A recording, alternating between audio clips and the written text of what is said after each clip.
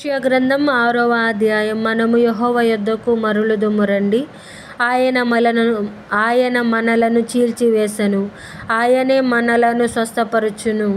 ఆయన మనలను కొట్టెను, ఆయనే మనలను బాగుచేయును. 2 దినములైన తరువాత ఆయన మనలను బ్రతికించును.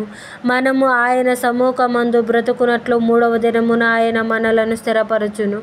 యెహోవాను గూర్చిన జ్ఞానము సంపాదించుకొందము రండి. యెహోవాను గూర్చిన జ్ఞానము సంపాదించుకొనుటకు ఆయనను అనుసరించదము రండి. ఉదయము తప్పక వచ్చు రీతిని ఆయన ఉదయించును, వర్షము వలె ఆయన మన యొద్దకు వచ్చును. భూమిని తడుపునట్టి తొలకరి వర్షము, కడవరి వర్షము వలె ఆయన మన యొద్దకు వచ్చును. ఎఫ్రాయిము, నిన్ను నేనేమి చేతును? యూదా, నిన్ను నేనేమి చేతును? తెల్లవారగానే కనబడు మేఘము ఎగిరిపోవునట్లును, ప్రాతకాలమున పడు మంచు ఆరిపోవునట్లును మీ భక్తి నిలవక పోవును.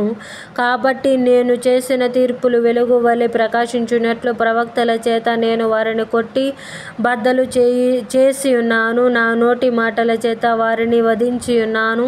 నేను బలిని కోరను గాని కనికరమునే కోరుచున్నాను. దహన బలుల కంటే దేవుని గూర్చిన జ్ఞానము నాకిష్టమైనది. ఆదాము నిబంధన మీరినట్లు వారు నా ఎడల విశ్వాసఘాతకులై నా నిబంధనను మీరియున్నారు. గిలాదు పాపాత్ముల పట్టణమాయెను, అందులో నరహంతకుల అడుగుజాడలు కనబడుచున్నవి. బందిపోటు దొంగలు పొంచియుండునట్లు యాజకులు పొంచియుండి షెకెము మార్గంలో నరహత్య చేసెదరు.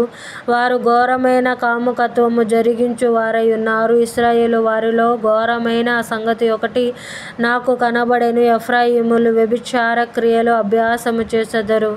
ఇశ్రాయేలు వారు తమ్మును అపవిత్రపరచుకొనెదరు. చెరలోనికి వెళ్ళిన నా ప్రజలను నేను తిరిగి రప్పించునప్పుడు, ఓ యూదా, నేను నీకు కోతకాలము నిర్ణయింతును.